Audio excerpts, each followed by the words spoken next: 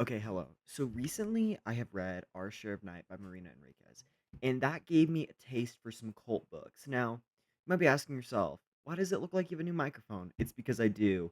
I was gonna actually film this video like 3 days ago, but my microphone decided to implode itself, and I had to wait for this one to get here, so this video is going to be late as hell. But on the bright side, I have read both of the books already. So our books for today are The Unworthy by Basterica, Augustina Basterica, and The Stepford Wives by Ira Levins. So I think I'm gonna start with The Unworthy by Augustina Basterica. And this book was kind of an anomaly for me in a lot of ways. So this book opens with a scene of someone walking down this church aisle, and their eyes are sewn shut. And because their eyes are kind of opening, this other girl freaks out, right? And we have the hierarchy inside of this cult vibe, right? So the top is this dude. He doesn't really, I can't even remember his name, but he's just like the main guy. Then you have the superior sister, then you have the enlightened, and then everyone under them. But it's like the chosen, the full aura, the spirits, other stuff. They're less relevant, but they are part of it. And then, just for reference, the people who are the chosen have their eyes sewn shut. Some people have their eardrums pierced. Like, it's a lot of very brutal stuff happening to these people to become, in terms, enlightened. And then I'm just gonna say this right here: the world is over. There is no world left, girl. The tides are up. There's no water. Well, the tides are up. I don't know who the tides is. There's no water. There's like animals are dead. It's very dry. All the humans have died. Like, it rains super heavy, causes floods. Like, environmental stuff has absolutely wrecked the world, and most people are dead. But inside our little cult, we have this little covenant of these people, right? And they're all living by these rules of the head guy. So this is, and we have where our girl is, our main character. She is an unworthy. So we have after these people, right? Like the middle, the chosen, all these people, we have an unworthy. So she is like not the bottom of the tier list, but they can move up the levels if they are chosen by the superior sister. And then under her, they have the servants. The servants have no chance of moving up. They are essentially just there forever because they're seen as extremely dirty. So after this, our main girl, since there's blood all over the floor, she has to clean the blood off the floor because the superior sister makes her. The servants cannot touch the chosen's blood or whatever. And then she is a writer. So this entire book is what's the word?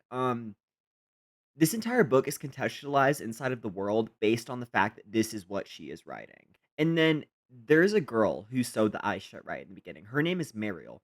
Mariel, because she did a bad job for the Chosens and the eye stitchings were coming out, she is going to get punished. But she gets lucky. There's a haze that comes over the convent, and they all have to cuddle for warmth. Like it is bad. And then what happens is they to get rid of this haze, right? In the convent, they have to be tortured or give up some sort of physical sacrifice. So due to that, they're all dealing with a bunch of stuff from the superior sister who's essentially beating the shit out of them. And once the haze kind of dissipates, we get some more background. So when people show up to the convent, there is a wall around the convent, right? So you go up to the wall and they'll either take you in or they'll let you die. They don't accept children, they don't accept men, and they don't accept old people. And so based on that, right, they'll let you in and there is some sort of like virus-ish kind of thing going on. It's kind of like sin slash not really slash kind of. It doesn't really fully explain it in the book, and if it did, I was not aware of that. So, based on this, right, they'll take them in and either they're clean and they'll let them in the coven or they will burn them alive. And how they do this is they kind of like similar to what they did in like the plague times. They send like a servant in, and if the servant gets sick, they burn everyone alive. And so from here, we get told her story. So she go into the coven, and when she got there, they weren't originally gonna let her in. They were gonna let her die. But there was this girl named Helena who let her in, and Helena was killed for letting her in. She was buried alive, and not buried alive in the sense of a coffin, like she was put in the ground, like in a hole, and they buried her in the hole. So then we switch over to a ceremony that they're doing for all of everyone. It's just like a general like church service kind of. So when the ceremony occurs, right, Mariel walks in, and her punishment was they took these long needles and they put them directly into her nipples, which sounds absolutely horrendous and kind of made me want to throw up just hearing about it. Then there's this other girl, Maria, right? Maria laughs during this ceremony or whatever, and they put a cellus in her mouth. I'll put it up on on the screen, but you're gonna understand why this is so brutal. So what happens next is that we switch to another ceremony where Maria, the girl with the cilice, comes in and she is holding a rose, right? And a black rose, which is what she's holding, means that one of the chosen has died. They all go outside and they discover from the big guy at the top that he's like in a tower or whatever. He's in the Tower of Silence, which we'll get to that. That everyone, like one of the unworthy, killed the chosen. Mariol gets pretty messed up and a lot of stuff happens to her. I can't say it. They'll strike me down. Me and my 13 viewers. Um, Anyway, so Mariel has a lot of stuff happen to her, and then they burn her alive, and she's out. There's no more Mariel. She's not coming back. And so our main character, right? She goes outside to collect some mushrooms. She doesn't really understand at this point. Her background to herself is very hazy. She doesn't really know where she's from, and that's why she's writing this is to help her memory redevelop to understand where she is from. So she goes outside and collects these mushrooms, and she knows the difference between poisonous mushrooms and not poisonous mushrooms. Before Mariel was killed, she tested these mushrooms on Mariel. And by the way, I just have to say, poor Mariel, right? Mariel deserved none of the things that happened to her. My girl was just living her life, and they were all hating on her for no reason. While she's collecting these mushrooms, right? She looks to her right, I feel like, and she sees this lady who came over the fence, and she looks at her, she leaves. She goes back to the convent. So there's this other girl, Lourdes is her name. She is like the bully of everyone, kind of. She's real rude. She gets people in trouble with the superior sister. However, the superior sister doesn't really mess with her, even though she wants to become an enlightened. And then through this section, we get a lot of rumors of what's actually going on with the enlightened. They're like chewing glass and doing a bunch of really brutal things to them to make them quote unquote enlightened. And then they have the funeral for the chosen one, and they go up to the Tower of Silence. The Tower of Silence is very important in the story, and basically it's just where they take all of the dead people, like all the enlightened, because they can't be buried in the ground because due to the environmental factors, the ground is seen as unpure.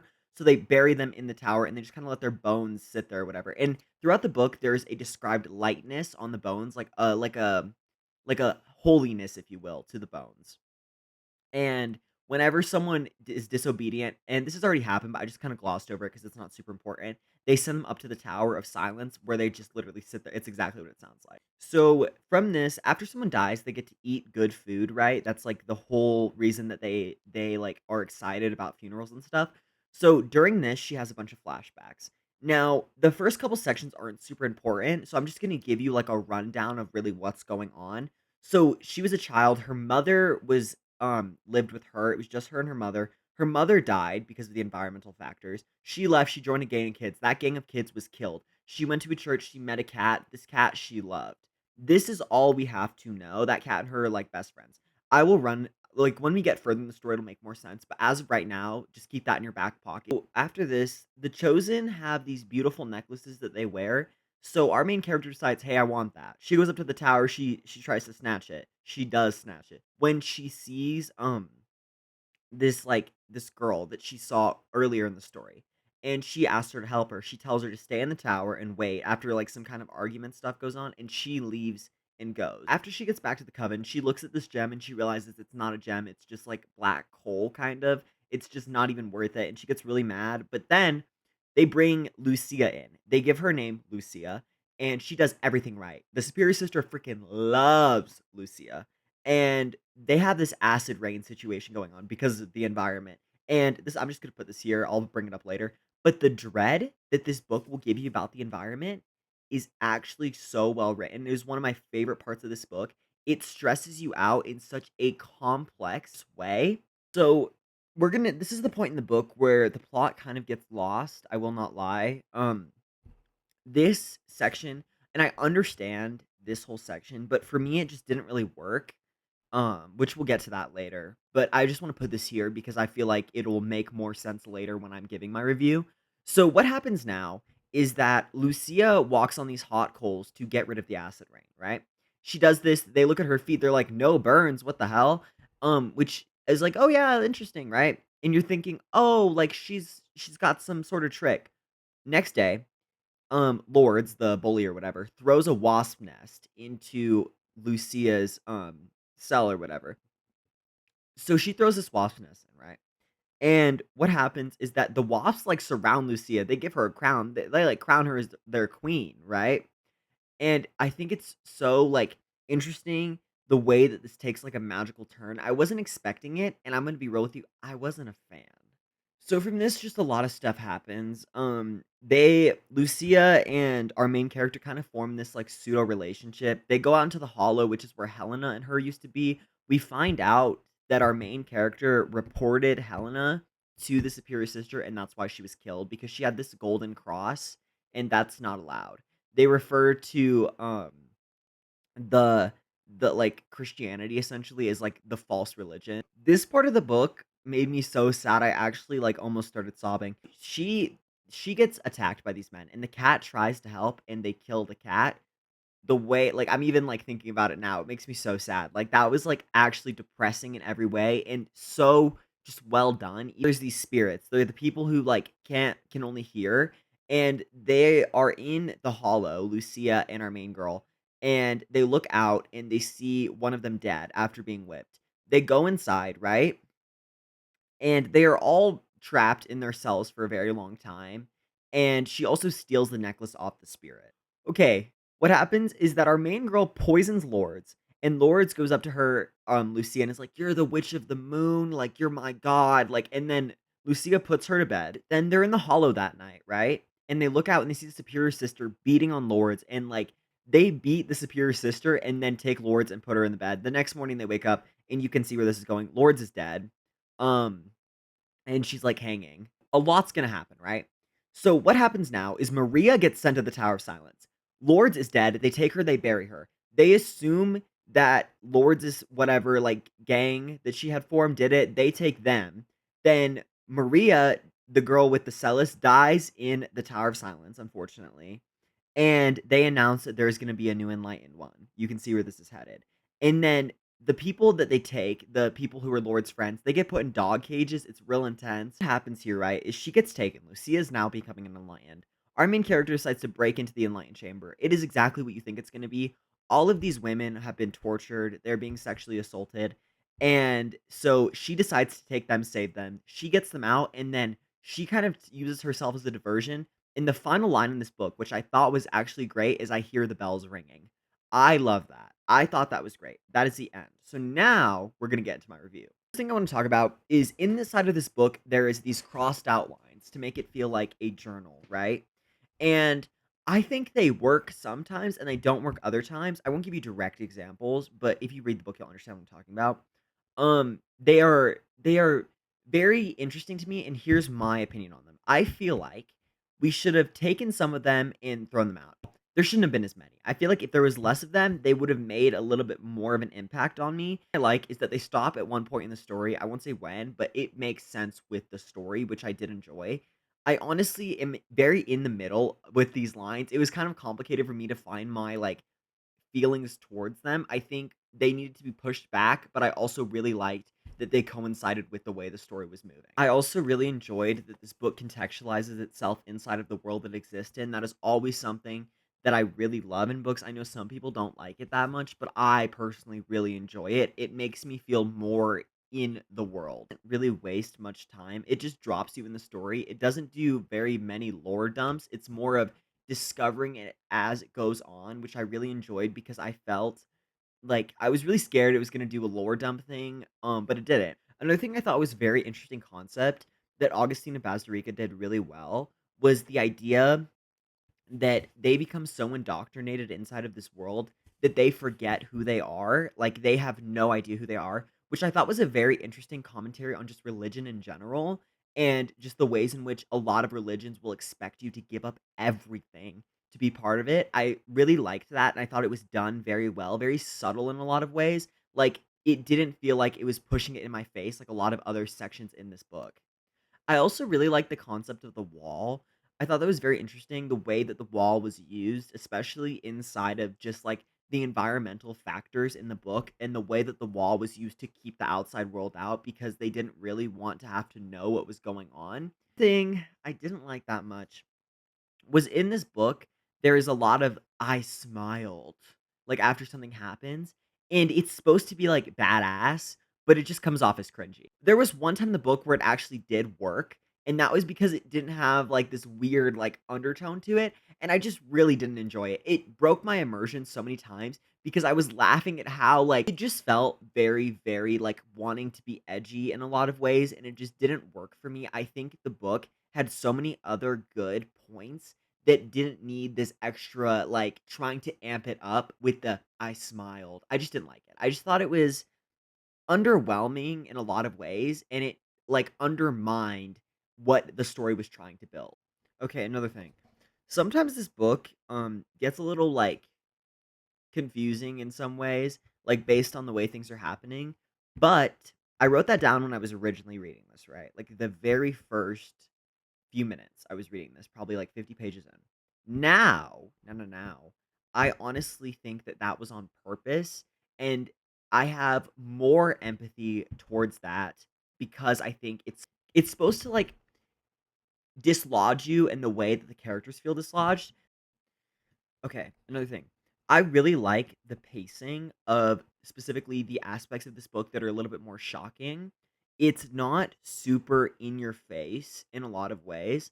Like, it doesn't pull a punch, but it does it in a way that doesn't super desensitize you to what is happening. And then on that point, I want to talk about the way that this book discusses desensitization. The women in this book, in the Coven, I keep saying coven, convent, in the convent become so desensitized to what is going on around them, they don't even look.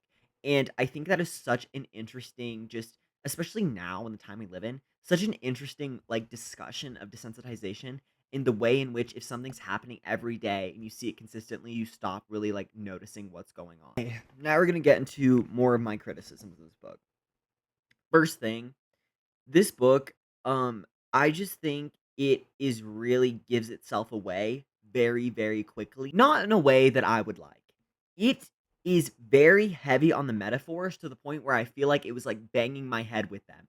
It is so, so heavy on the way that it shows you something. And it really gets to me. It got to me after a while to the point where I was like, okay, I already know the freaking ending. Like I promise you, you could have asked me on the first 50 pages what the ending was, and I could have told you. Like, I was just like, it really got pretty intense, and I was just like, okay, I know, I'm realizing, I processed this. Please stop saying it. The twist that tries to build onto this thin plot is what I've been saying, right? The twist is that there is some other things going on, right? I won't say exactly what. But it felt very, very similar to other books I've read, like Jawbone, but it wasn't just done as well as Jawbone does it. It felt very weak and very shoehorned in and not prepared, and I just didn't see where it was coming from. So it just felt very like we're trying to put this on top to make it the plot feel thicker. And I just didn't like it. I just felt like it should have stayed a book that the original was. Like it should have stayed that way rather than needing to add this extra plot twist to amp up the book or build it more. I just didn't enjoy that, and I would have rather the plot stayed thin than try to shoehorn in this extra aspect. What I really like is the way like queerness is discussed in this book, specifically like it's I think that was one of the better aspects of this book is the idea of queerness and just relationships in general inside of a convent. So now I want to talk about the writing itself. I have a very interesting dichotomy with this writing. So, I don't think it is bad, but I don't think it is great. Are times when I was reading, and it was never unbearable, but there are times when I was reading and I'd notice little things, like, I'd be like, "I'm not a fan of this or that," you know what I'm saying? But it wasn't awful. I was not the hugest fan, right? And the reasons are, it was just, like, sometimes it was a little too showy or a little too flowery for what it was doing, and I understand that's, like, the aspect of it, but, in the end, it was decent, and I was never absolutely, like, unbearably hating it, And I also think because I just read Our Share of Night, I am a little bit harder on these books than I would have been if I hadn't just read that. And then on top of that, right, I think after reading, like, Comfort Me with Apples and shit, this is, like, top tier writing next to that. So, you know what I'm saying? Like, I feel like because I just read that book and then now I'm reading this, but I also read that, so I kind of had this, like, interesting thing going on. I also think there's a lot of things in this book that kind of fluff it up a little bit, make it longer than it needed to be. Just like certain things that don't really matter in the grand scheme of stuff. Like it was just like certain plot points that I'm just like, okay, like I get it, but like, like it was for past. There's the sections about that or whatever. I thought they were decent. I liked certain parts, I didn't like others. It really just depended on what we were doing. And I think they are, though, very essential for the world building inside this book, which made me like them more. Another thing, this book really gave me dread about the future, which I thought was done really well, and I really enjoyed that. I think that was one of no, that was the best aspect of this entire book, hands down. The dread that it builds to the future, absolutely so well done. If you want a book that will make you worry about the environment, this is it. This is it. This is done very well, and that I honestly think is the best aspect of this entire book, and there is no denying how incredibly well that is done here. The Another thing, this book will make you question if things are happening or not, which I really enjoyed. However, I want to talk about something that I really do think. When I do my wrap up at the end of the year, um, and you'll be there for that hopefully. I don't think I'm gonna remember this. I really don't. I feel like I'm gonna forget this, and I'm gonna be, like, doing it. I'm gonna be like, "Huh, what was that one about again?" I This just feels forgettable to me. It feels like I'm going to look at this cover and be like, "Wait, what was that one about?" Like, you know what I'm saying? It feels like I'm going to forget it because it just didn't have super standout qualities next to the other cult books that I have read. The only thing I think I'm going to remember is the environmental dread of it all. This book, there's a lot of times in it when you're reading it, and it feels like it should have ended. There is so many times when I was reading this, and I felt like, "Okay, this is the end, this is the end, this is the end." But I would look and I'd be like, "No, there's more pages." Like, it could have ended better than the ending so many times, and I would have enjoyed that a lot more than the way that it did end. Because I feel like the ending revealing it all, it would have been more scary not to know. It would have been more scary to never know. And I just wish it would have stayed like that. I think in this book you're supposed to know the ending. That is the reason that it tells you so often. I just don't understand why. Like, I understand that I was supposed to know it, but I just don't understand why. There was one section with the beach in this story which I absolutely loved, and if you read this, you'll have to tell me how you felt about it, but I was just so enamored by that section of the book. I also think when it comes to discussing the end of the world, essentially, this is really good. It really can hold itself with the world building and discussing things like how bad things can feel good when times are so rough. I feel like this book can hold that up. When it comes to the actual plot, when it comes to certain characters, me not understanding who they are or their motivations, when it comes to other aspects of this novel, the characters are decent, but they're not great.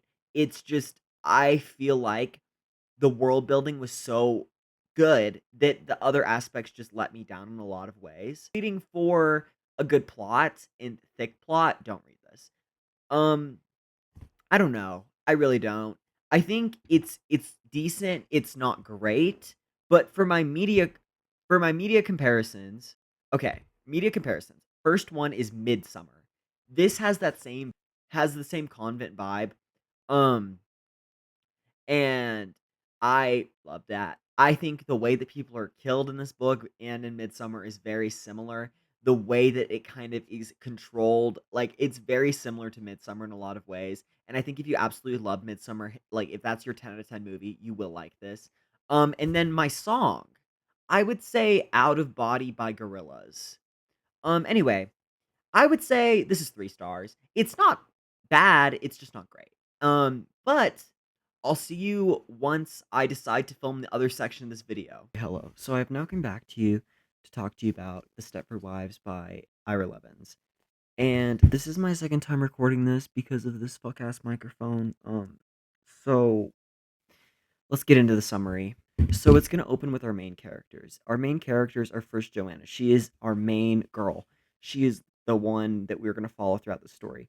Then you have Walter, who is her husband. You have Pete and Kim, who are the children of them. And they have just moved recently to Stepford. So from here, what happens is that he tells her that he's going to join the men's association and fix it from the inside out. She kind of shrugs it off and laughs because she figures if it's a men's association, what are you going to fix from the inside out? She goes over to this lady across the street. Her name is Carol. She talks to Carol, and Carol is not trying to talk to her. Carol basically tells her that her husband is gone every single night, that she doesn't really have any time for anything because she's always cleaning. So the next day they go out shopping, and during their shopping trip, they see the men's association building, which is absolutely ginormous in comparison to all the other buildings. And it's like they go to all these other places, they go to shops, they go to all kinds of other stuff, and then when they're driving home, they see all these men in a truck. All of these men in a truck are carrying these, like, gallons or whatever, and they can't really figure out what's inside of them. It's like they're doing all kinds of weird shit. So, Joanna is a photographer, so she goes home, she works on some photos, while Walter goes to the men's association. While Walter is at the men's association, she's refusing to do any housework out of, like, protest of him being at the men's association, which is more than fair. He comes home that night and they have like the best sex of their relationship. So the next day she gets a call from this woman. Her name is Bobby. Bobby is a normal woman inside of this like Stepford neighborhood thing that they got going on. And she goes and meets Bobby, and her husband also thinks he can fix the men's association from the inside out. Her and Bobby decide to start a new women's association, basically. And they go and try to get women interested. No one wants to be a part of the women's association except for one old lady who decided she would also do it. So she goes back to the city to see her friends for a little bit, and they ask her if she's okay. She says yes, but she's really not, and she's kind of lying to them about Stepford and how it feels. Her husband asks her to host him and his like guy friends or whatever, and she does this. And they treat her like shit. Like she basically becomes a waitress. She goes over and starts pitching ideas to him while this other guy starts drawing her, and it's like everyone's a me guy. Such a dick. And he's like being all weird to her, and then he shows her his drawing, and she's like, that looks like shit. And he gets all mad, like weird as hell. And you can really tell their views on women just based on the way they act. And throughout this entire time, her husband is not defending her. Walter is just sitting there like not trying to stand up for his wife in any way, shape, or form. The next day, Bobby calls her. She tells her she's found another person in Stepford who is like they are.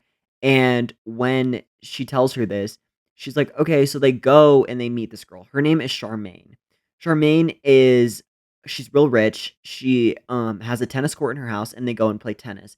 She had an other tennis partner, but that tennis partner kind of just stopped playing with her, and she is, like, kind of nice, she's a little rude sometimes, but she is overall good intention, and her husband are building an upstairs attic area that they plan on turning into, like, just a space, basically, and she's taking this paintbrush out of this newspaper, right? And when she does this, she discovers that the newspaper has a women's association newspaper on it. And I absolutely love this. Sorry that my enthusiasm isn't super high. This is the second time I've been recording this, and playing with this microphone makes me actually want to start sobbing.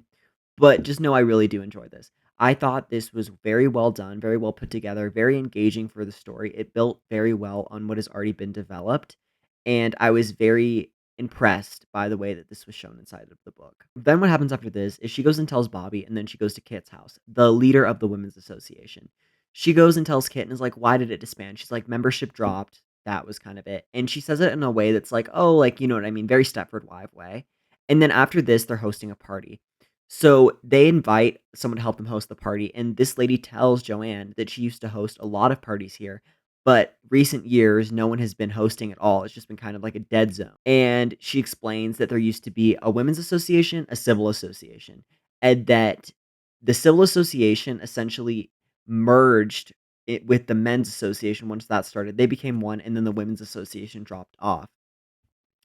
And then they have the party. The party doesn't go very well. It's fine. It's a little rough.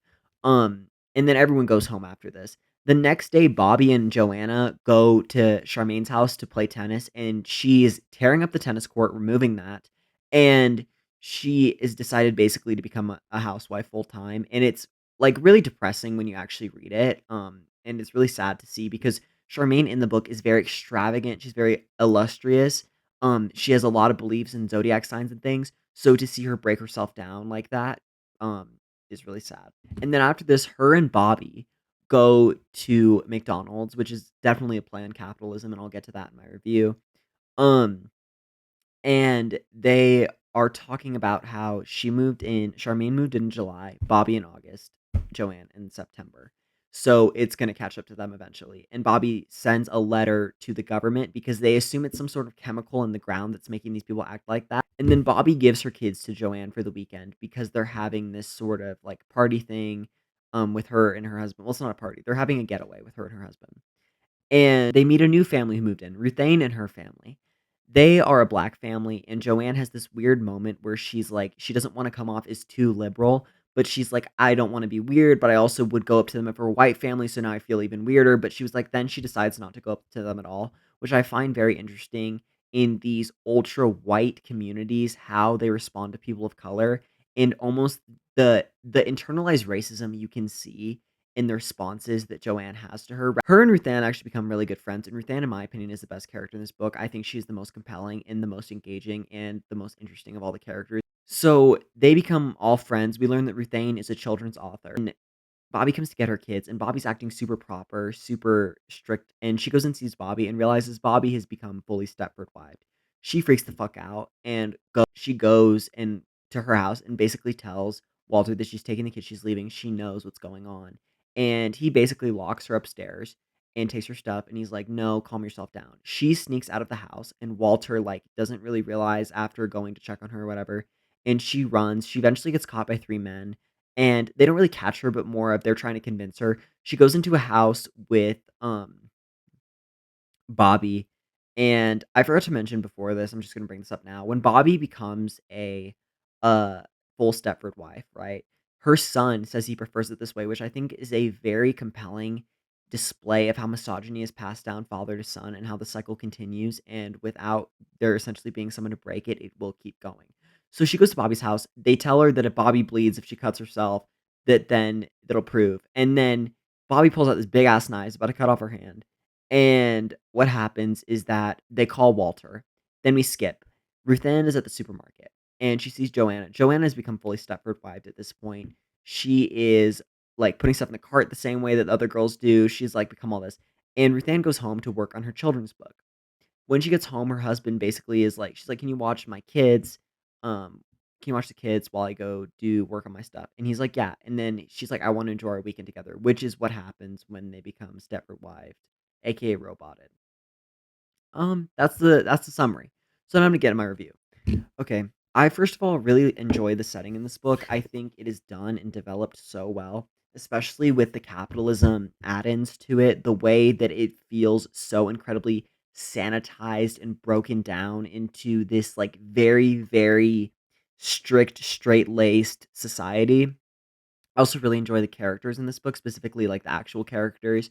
I think they feel very lived in without even having to be in the story throughout the entire novel. They can be in there for a few minutes and they're still lived in. I think Ira Levins does a great job of creating one off characters that feel like people, which is very difficult to do. And a lot of people struggle with that to the point where some characters you're reading in a book show up for a little bit and they don't feel like they're even humans. Find the way that this book shows misogyny to be very interesting rather than blatantly displaying it up until towards the end it does. But in the beginning, it's very, very quick, like shows and plantings of it that really you can see it develop. It's very akin to how real life is with misogyny in the way that it displays itself inside of men. I also think isolation in this story is done very well. The isolation is done in such a way that it develops very slowly, but you understand what's going on, and the real characters feel condensed and crushed under the isolation that they're in, and it slowly takes off one character one by one, very similar to the way that horror movies function. Is the way peer pressure is displayed in this novel is, I think, done very exceptionally. Um, the ways in which men break down, specifically in presences of other men, and how it starts. And again, just this novel is so great at doing things in a spread out pattern to where you can still understand what's going on, but it feels very intentional. I think foreshadowing in this book is done very well. There are sections, however, that I didn't really enjoy. There was, like, one section that I thought was a little heavy-handed. However, next to The Unworthy, it wasn't heavy-handed at all. I think it is a little bit more tactical with the way that it goes about it versus being very, very in your face. The pacing in this novel is done exceptionally well.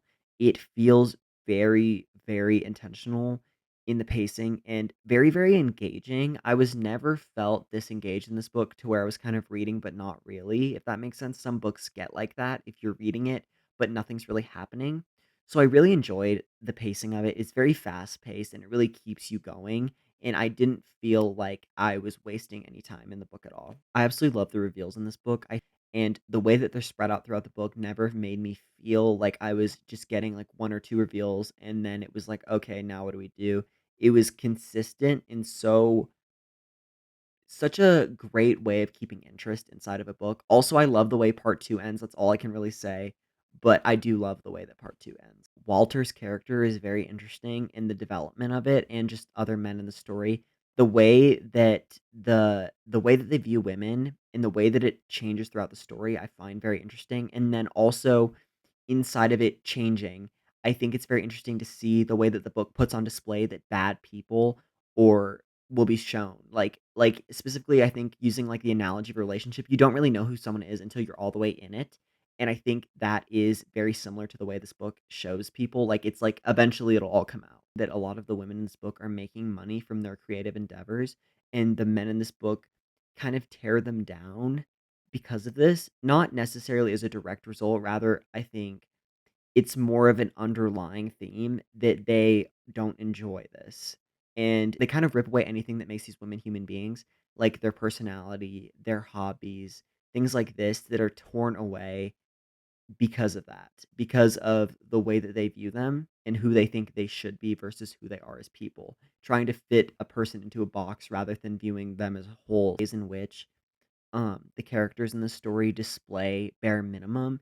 So the women in the story take the bare minimum and then the men expect it to be repaid, for example. So like they'll be like, watch the kids, your kids.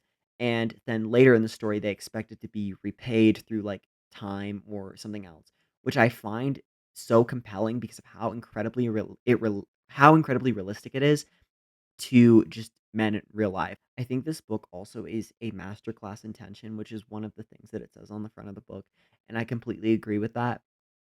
I think it is so good at creating this raw tension inside of itself. In that tension, the reveals are done, I think, so well based on the ways in which they wait for you to notice.